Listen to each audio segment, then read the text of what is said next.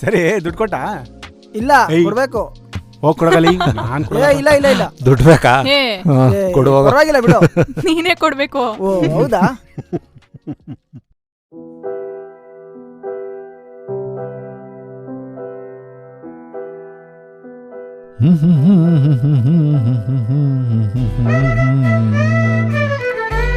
Hi.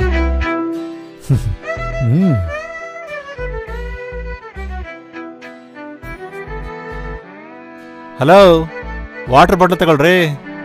ಅಯ್ಯ ನಿಮ್ದೆ ತಗೊಳ್ರಿ. Hi. Hello, ಮಾತಾಡಲ್ವಾ?